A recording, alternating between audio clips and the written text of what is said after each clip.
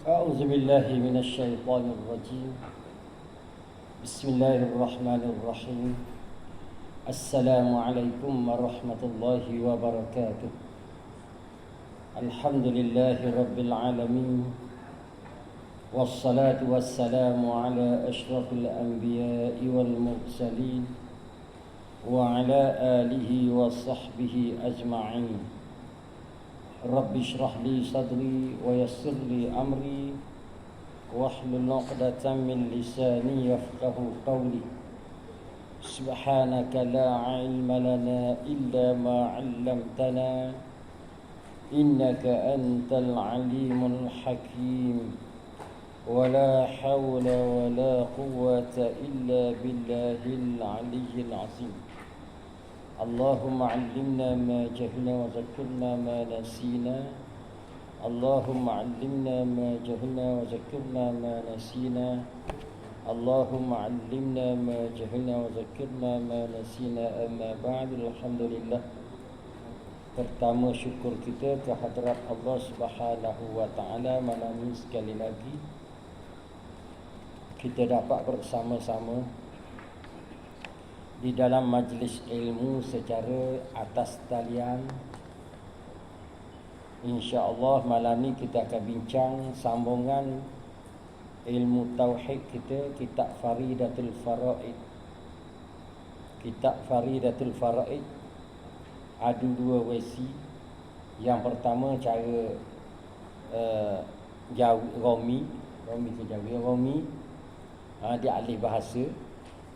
Tapi kita tak pakai kitab ni. Baca tu kita tak baca kitab ni.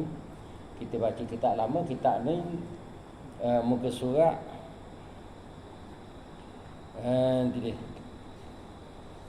muka surat 3 kitab ni muka surat 3. Dan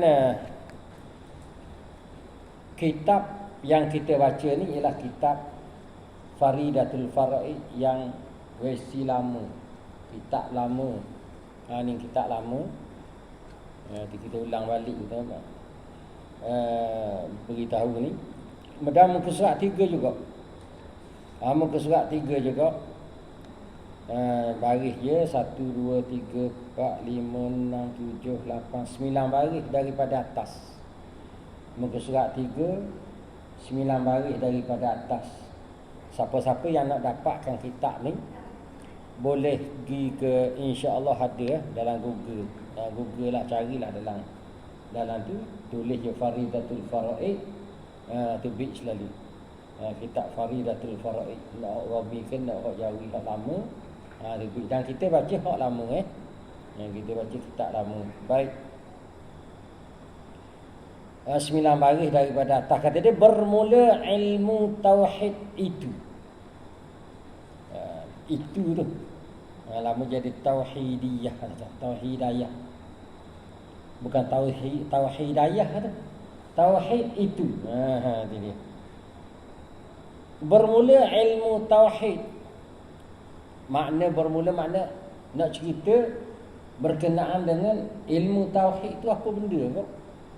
Ilmu tauhid itu ibarat daripada perhimpunan barang yang diiktikadkan dan yang dibangsakan kepada agama. Mana ilmu tauhid suatu perhimpunan iktikad kita yang kita nisbahkan, yang kita bangsakan kepada agama kita. Maknanya agama kita ada ilmu yang dinamakan ilmu tauhid. Ilmu tauhid ialah salah satu daripada ilmu-ilmu agama kita. Itu maksud dia.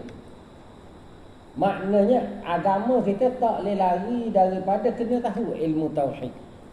Kita belajar ilmu tauhid nak pergi di mana? Nak pergi kepada agama kita, nak kemahkan agama kita. Itu maksud kata diiktikadkan ilmu tauhid ni, ilmu iktikad yang dibangsakan kepada agama. Iktikad ni apa makna iktikad? Iktikad daripada perkataan aqadah tu sipu. Aqadah tu sipu tu 3 huruf.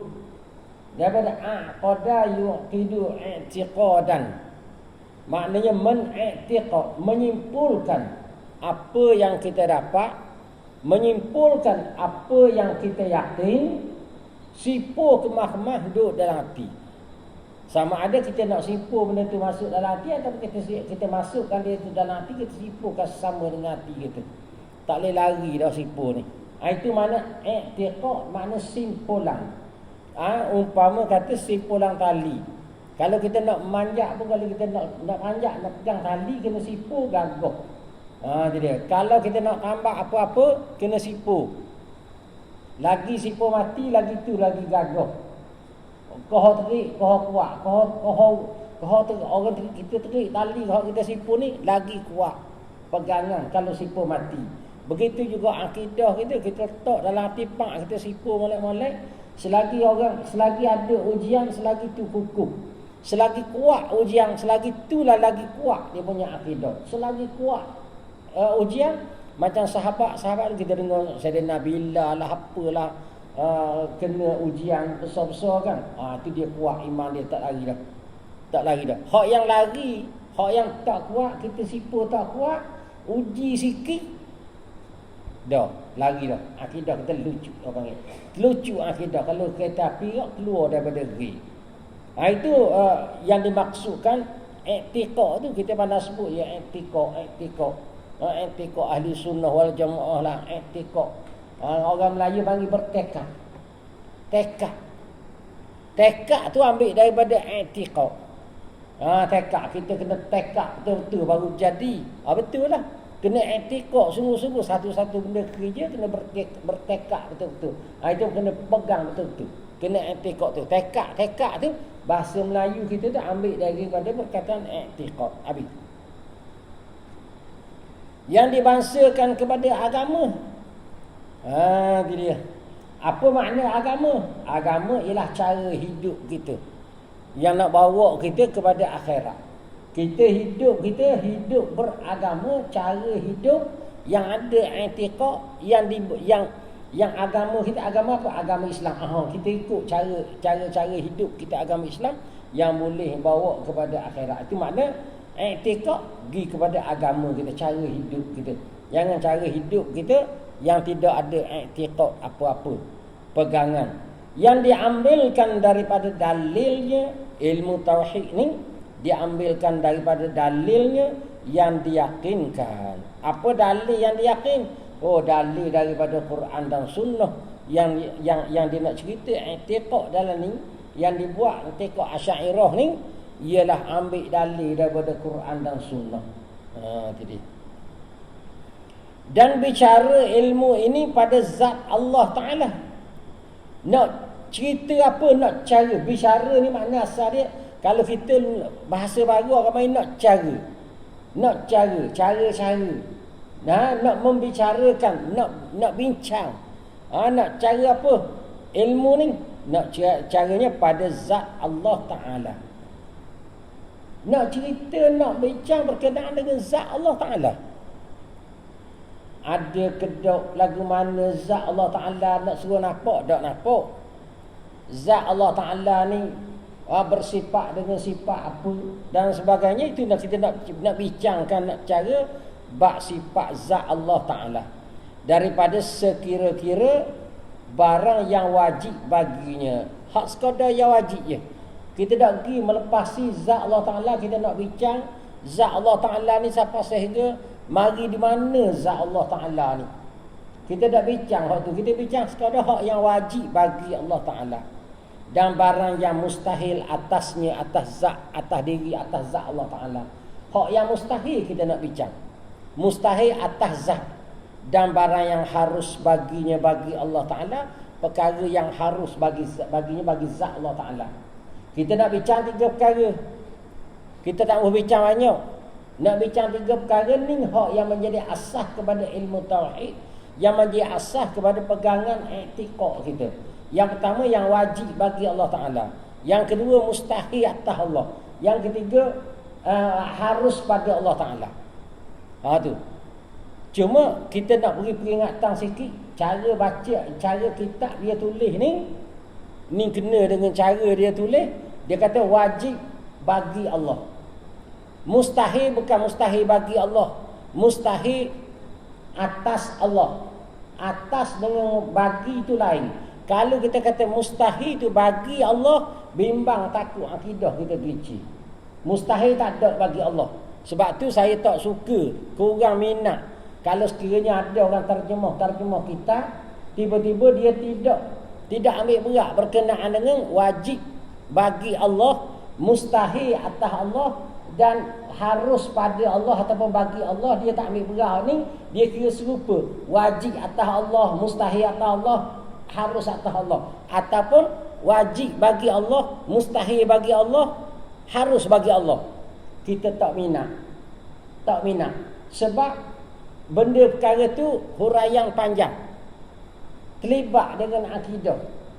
Satu je salah, mustahil bagi Allah. Kita tak berapa minat. Macam terjemah. Sebab tu kita tak baca terjemah ni. Buka baca tengok kitab ni, terjemah, dia terjemah hak yang kitab lama nak buat moden, bahasa moden.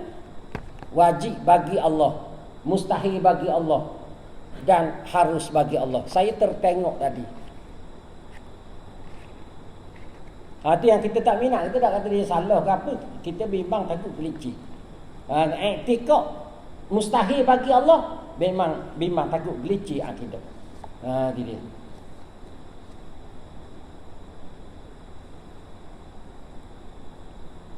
Ni dia terjemah daripada kitab ni. Itu kalau orang terjemah tu kita tak minat. Minta maaf lah saya cakap. Minta maaf. Jangan marah. Ilmu ini membicarakan tentang zat Allah Ta'ala sekadar yang wajib bagi dirinya, yang mustahil baginya. Dan yang wajib bagi dirinya, bagi diri Allah, dan yang mustahil baginya. Wajib bagi Allah, mustahil bagi Allah, dan yang harus baginya. Itu kita tak minat. Tak minat terjemah begitu. Dan banyak kitab-kitab tauhid yang orang baru buat ni. Orang baru dia buat kitab tauhid ni, kita ulang dulu, kita kena beritahu. Banyak ayat-ayat gini. Tak jaga dia punya ayat, tak jaga dia punya perkataan kalimah. Rojok kepada bahasa Malaysia saja. Mungkin bahasa Malaysia mungkin orang tak, mungkin betul.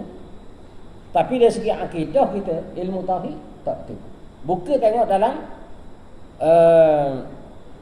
dalam risalah tauhid dah, dalam kitab risalah tauhid. Dia cerita sebiji-sebiji. Maknanya wajib mesti kata bagi Allah, mustahil mesti kata atas Allah. Tak boleh kata mustahil bagi Allah. Begitu juga kata wajib atas Allah, tak boleh kata wajib atas Allah. Sebab kata wajib atas bermakna Allah Ta'ala tu terlibat dengan hukum hakam yang wajib. Kalau Allah Ta'ala tak buat, berdosa. Allah Ta'ala buat, Allah Ta'ala boleh pahala. Itu makna wajib atas Allah Ta'ala.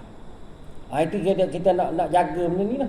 Kita bimbang apa? Bimbang terkeliru, kita tak tahu, kita tak faham, kita bubuh serupa, buat serupa, hak wajib serupa, hak mustahil serupa, hak harus serupa. Dia tak serupa. Ayat dia tak serupa. Cari dalam kitab mana-mana, sama ada kitab Jawi ataupun kitab Arab, hak lama dia cukup jaga benda ni. Cukup jaga. Ulama-ulama yang muktabar, yang ikhlas, cukup jaga. Tapi kalau ulama-ulama tu hanya sekadar bersijil, dia tak jaga benda ni, tak jaga. Kalau hanya sekadar bersijil saja, tak jaga. Gilah PhD mana pun tak jaga. Kita jumpa banyak kita tauhid, karangan daripada PhD pun, serupa je. Kenapa tu? Kita tak suka, tak minat. Saya tak minat. Baik.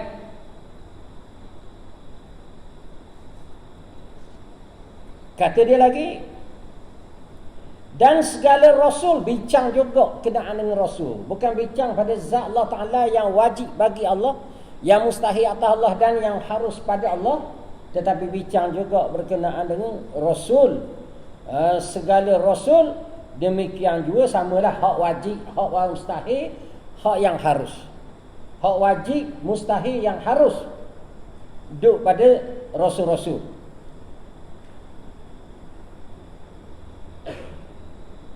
Dan pada segala barang yang didatangkan dia, apa yang didatangkan akan dia, akan apa-apa yang didatangkan oleh Rasulullah, seperti hari kiamat dan lainnya juga dia nak bincang kat dalam ni.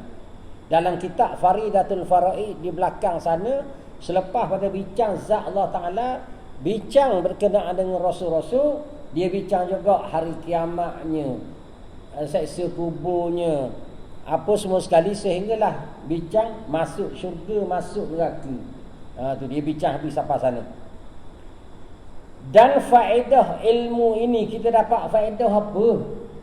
Kita belajar ilmu tauhid, kita belajar ilmu akidah, dapat apa? Kita belajar ni dapat apa? Faedah apa? Dapat faedah. Makna kehasilan faedah ni, mana hasil buahnya dapat apa? Kata dia, kita dapat faedah ilmu ini, dapat kemenangan dan beruntung. Kemenangan dan beruntung makna keberuntungan. Dapat kemenangan dan dapat keberuntungan oleh yang mengetahuinya selama-lama. Oh, kita dapat untung sebenarnya. Hak untuk dunia memang kita tak nampak keuntungan dia, tapi di akhirat kita nampak untung. Kita nak buat ibadat, untuk buat ibadat, untuk akidah kita nampak untung dia. Tu kita nak buat ibadat, nampak je semayang tetapi memerlukan kepada akidah. Kalau semayang saja akidah kita tak ada, semayang kita tak tahu, kita biarlah boleh pahala tak boleh pahala, Allah Ta'ala terima tak boleh terima, itu tak ada akidah. Itu semayang tak ada akidah. Semayang barang-barang gitu je. Nampak tak? Kadang-kadang berasa berat, malas nak semayang, tak semayang, tinggal semayang. Sebab apa? Akidah kita tak kuat. Akidah kita tak kuat. Itu sebab tu naknya keberuntungan kita, orang yang mengetahui benda ni, akidah ni, untung selama-lama. Selama-lama bila?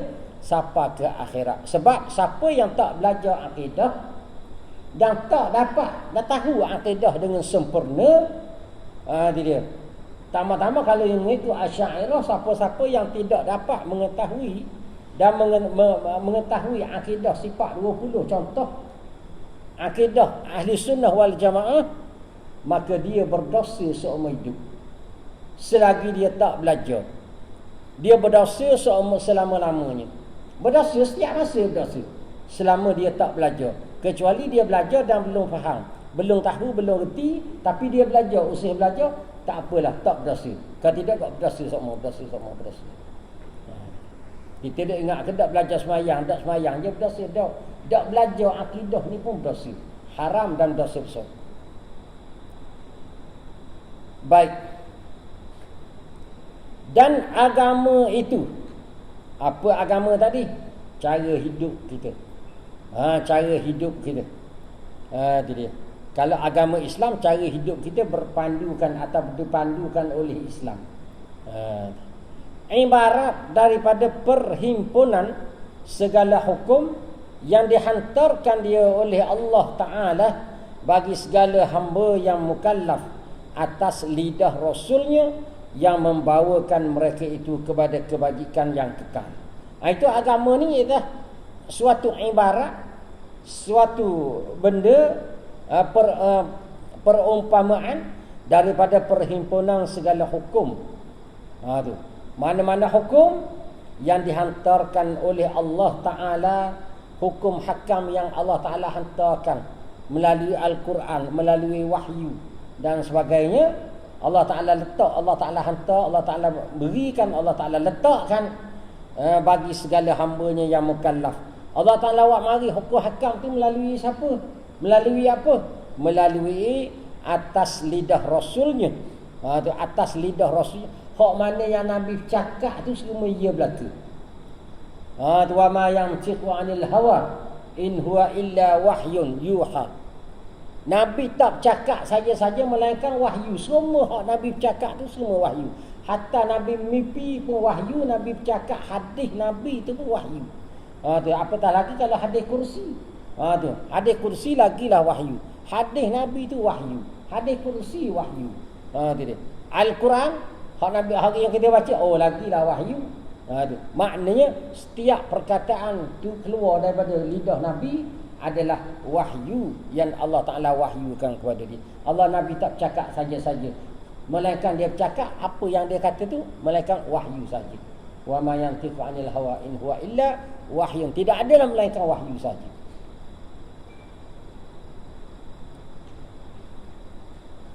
yang membawa akan mereka itu kepada kebajikan yang kekal.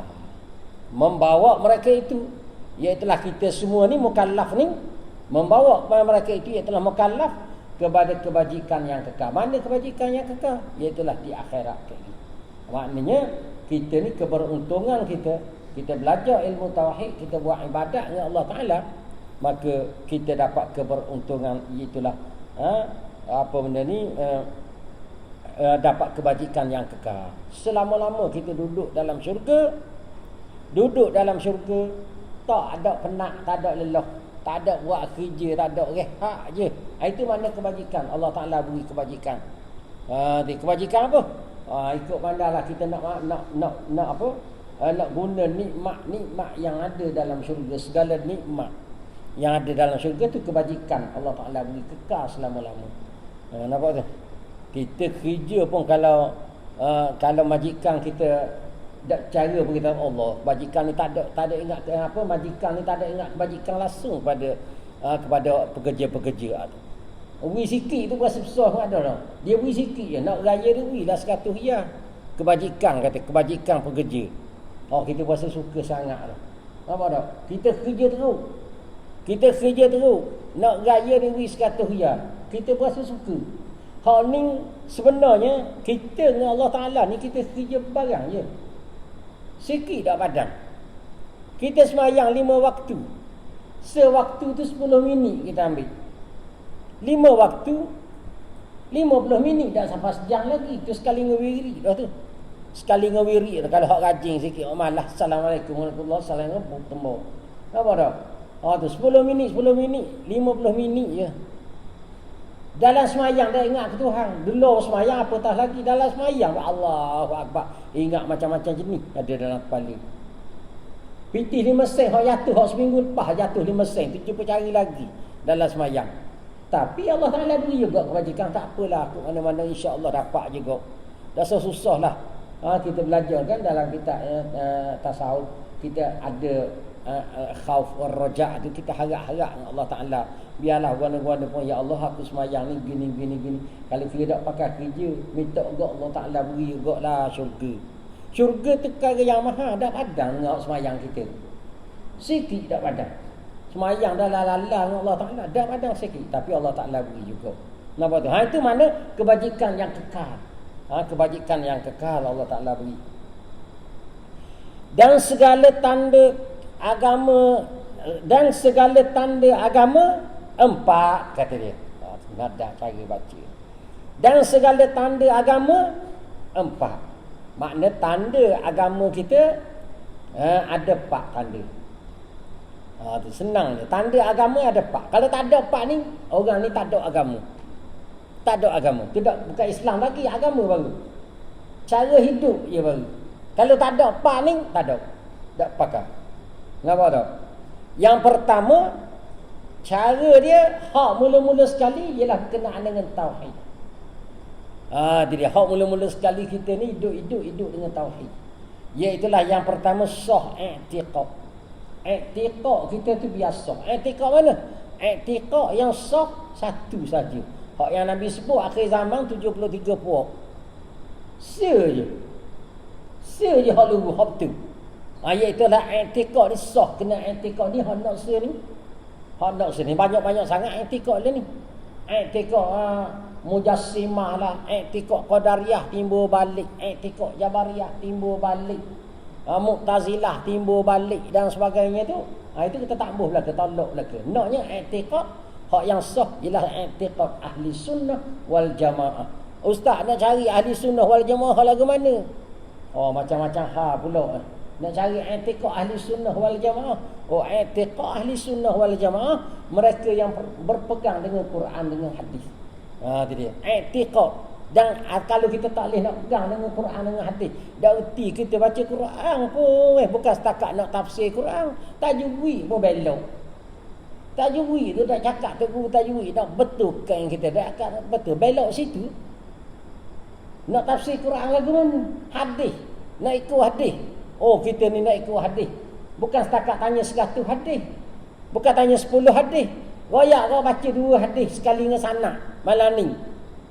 Cuba baca tengok. Dua hadis sekali. Dah sedua rasa dah lah.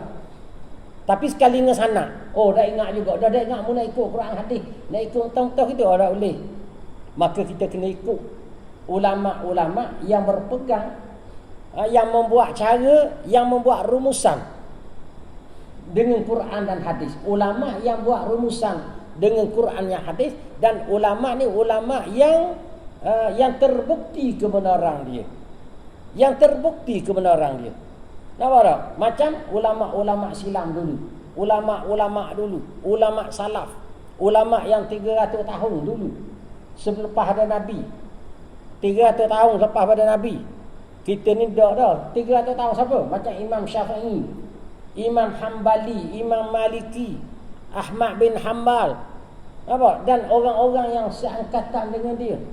Hak tu orang-orang ulama salaf. Itulah yang dinamakan ulama salaf.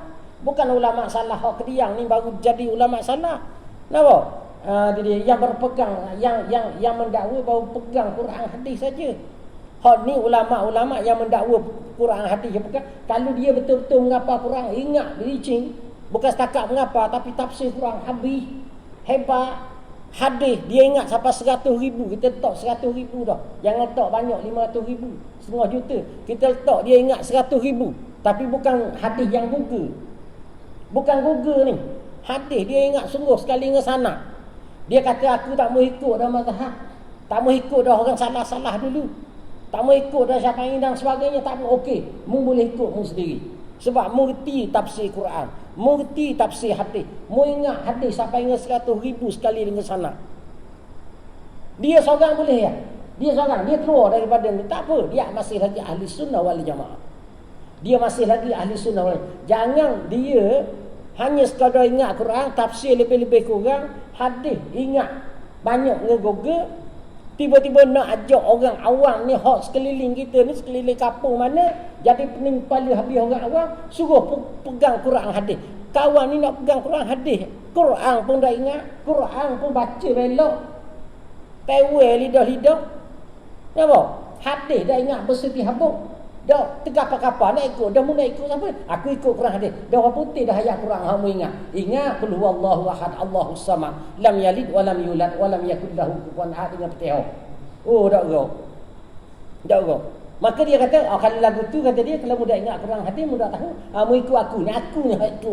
Hak ingat Quran hadis, hak tahu Quran hadis, tahu hukum aku lewat dia, mu ikut aku. Pada aku ikut mu, baik aku ikut Imam Syafi'i, lebih selamat. Daripada aku ikut mu, lebih baik aku ikut Imam Syafi'i, lebih selamat. Akidah ni dia kok. Daripada mu buat akidah macam-macam, lebih baik aku ikut akidah yang salah dulu, akidah Asy'ariyah dengan masuk al-Maturidi. Lebih baik ikut tu daripada ikut hak yang mereka-reka hak Kediang ni. Sebab apa? Sebab orang dulu telah terbukti kebenarannya. Orang dulu telah terbukti kebenaran. Dia juga ikut Quran hadis. Orang lain kata ikut Quran hadis, maka lebih baik kita ikut orang yang telah terbukti kebenarannya. Itu sah akidah tu. Nak beragama, kena akidah kita kena sah. I'tiqad kita biar tu. Iaitu jazam dengan barang yang di'tiqadkan dia oleh ahli sunnah. Jazam putus teguh. Jazam sini dengan makna putus. Kalau dalam ilmu nahwu, jazam ni dengan mati-matian. Mati. Bukan baris mati-mati. Dalam nahwu dia ada 4. Rafa', nasab, khafa', jazam. Bagi depan, bagi atas, bagi bawah, mati. Mati bukan baris. Hak lain, bagi depan, bagi atas, bagi bawah. Bukan baris mati. Orang tua-tua dulu kalau mengaji kampung dia kata baris mati. Tu baris mati tu. Baris tu makna hidup. Baris mana harakat mana gerak. Gerak dengan mati tu berlawan. Macam duduk dengan bangun, sudah duduk cacang. Nampak? Duduk cacang, duduk pun ada. Cacang tu berdiri, duduk tu duduk. Tak kena. Nampak? Orang dulu dia kata baris mati. Baris dah. Baris atas, bagi depan, bagi atas, bagi bawah dan mati saja. Bagi pak tanda. Bagi mati ni mana? Bukan bagi. Mati ni mana? Jazam. Ni. Rafa, nasab, khafat, jazam. Din jazam ilmu.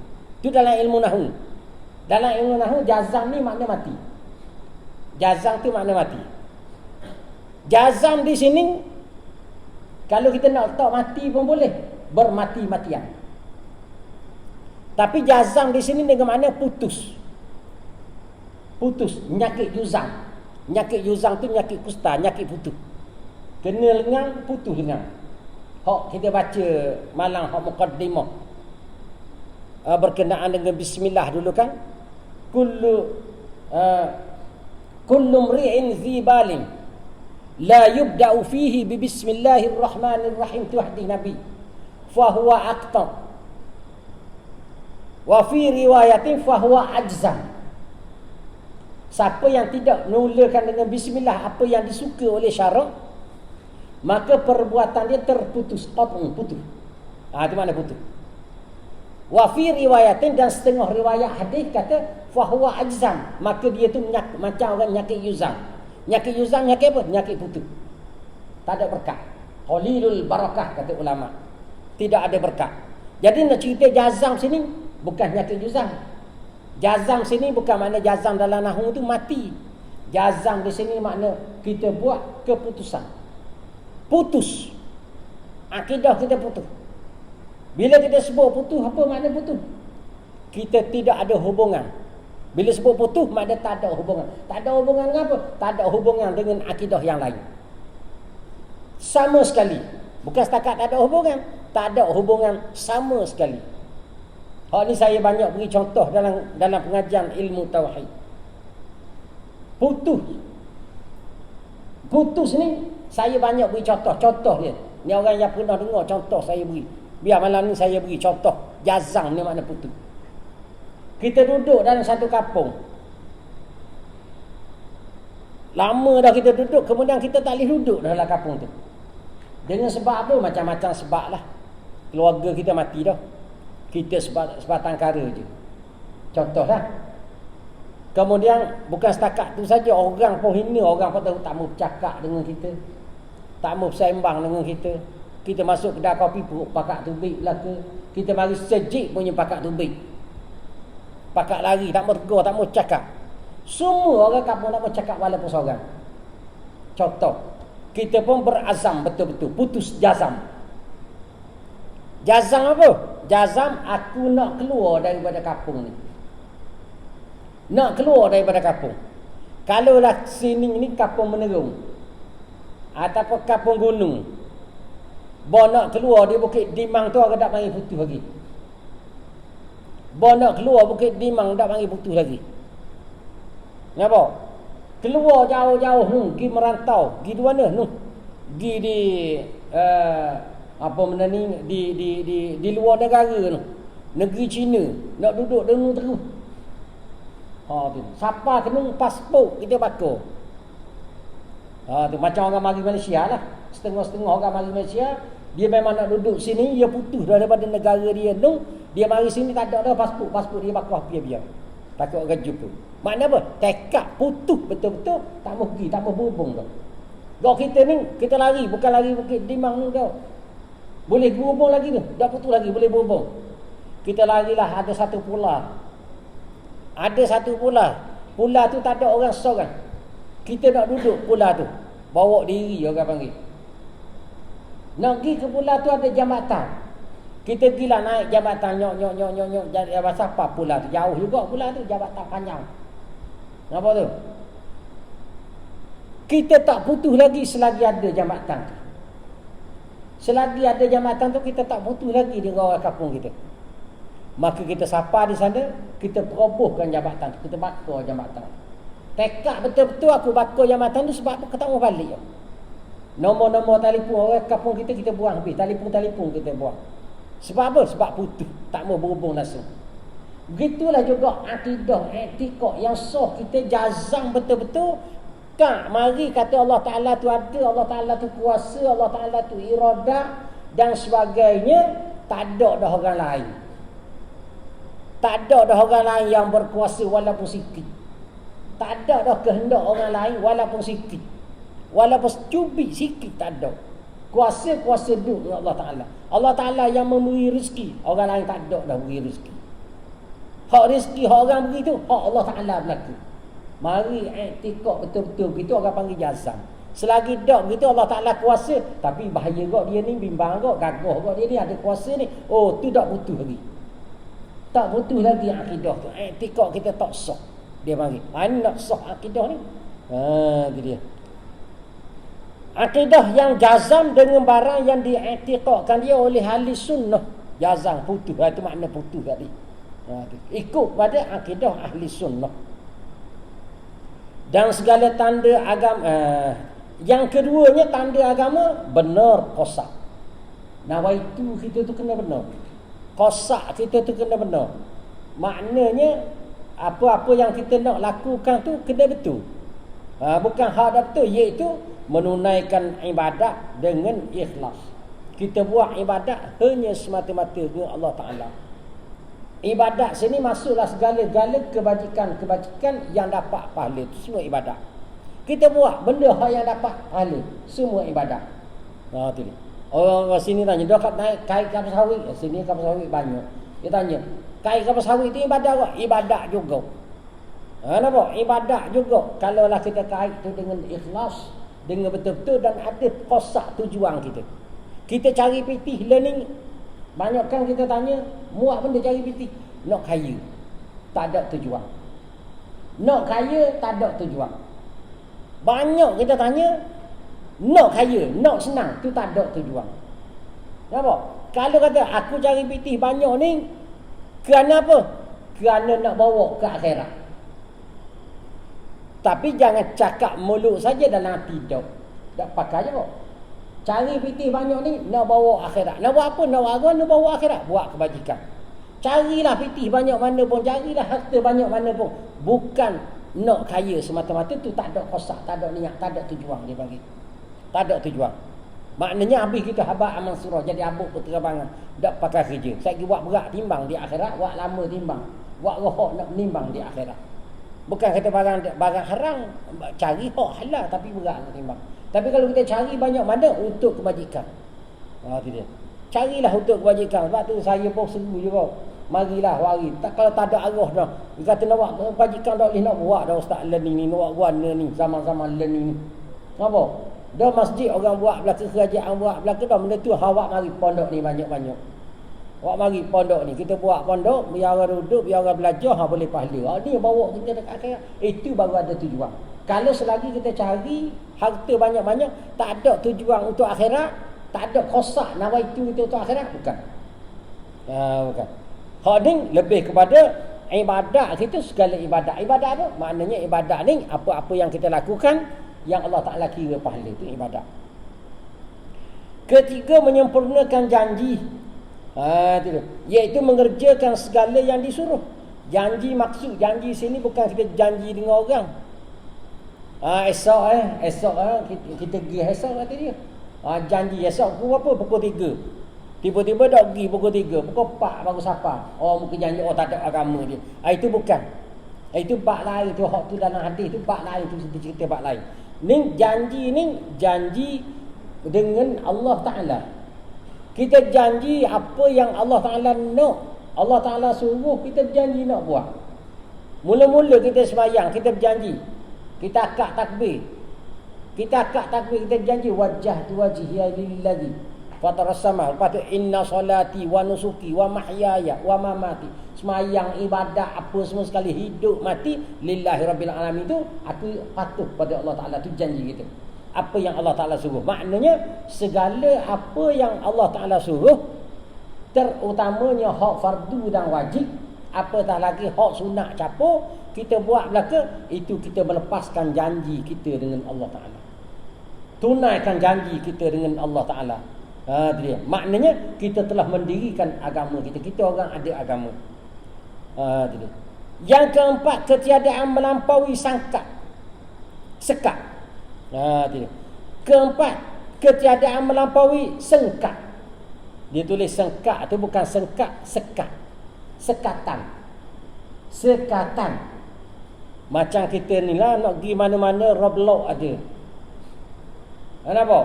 PKPD. Tak boleh nak pergi. Tak boleh nak lepas sekat tang.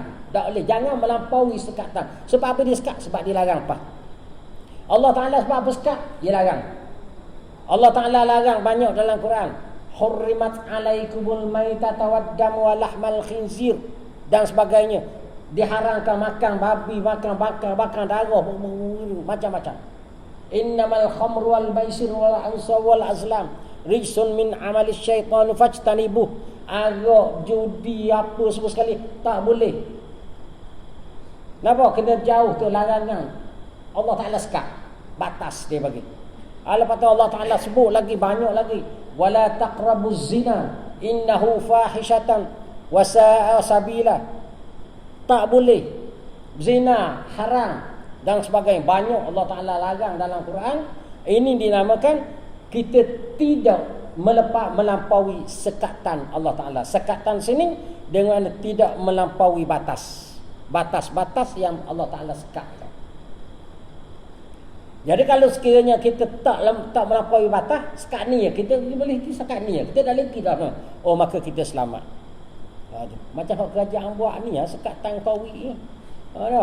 Dia kata mudah leh duduk kalau berang, duduk kalau berang jelah. Duduk di menderung jelah, jangan keluar-keluar. Maka kita selamat dari itu. Selamatlah. Kenapa tu? Kalau kita pak langgar sekat tang, sudah. Selamat kita tu tak tahu selamat lagi dah. Iaitu meninggalkan, apa makna tidak melampaui sekatan? Iaitu meninggalkan segala yang dilarangkan. Apa yang Allah Ta'ala larang, semua Allah Ta'ala, semua kita ikut lagi, kita tak melampaui sekatan. Baik, kemudian dan melengkapi agama itu atas 3 perkara, iaitu Islam dan iman dan ihsan. Nak melengkapi agama ni pula dia ada 3. Yang pertama iaitulah Islam. Yang kedua kena masuk Islam. Nampak? Kena jadikan kita Islam. Kemudian iman, masukkan iman kita dalam hati kita. Masukkan akidah dan kemudiannya ihsan untuk nak melengkapi iman dengan Islam tadi. Kemudian habis agama, kemudian agama apa yang kita nak, iaitulah agama Islam. Kata dia bermula Islam itu. Wallahu alam. Kita berhenti dulu setakat tu, insya-Allah kita sambung balik kitab ni minggu hadapan pada masa dan hari yang sama secara atas talian. Malam esok ada lagi, iaitulah berkenaan dengan jual beli. Jual beli muamalah fiqh, jual beli kitab Matla'il Badrain. Malam esok dan malam lusa, 2 malam turut-turut bab jual beli. Sekian, wassalamualaikum warahmatullahi wabarakatuh.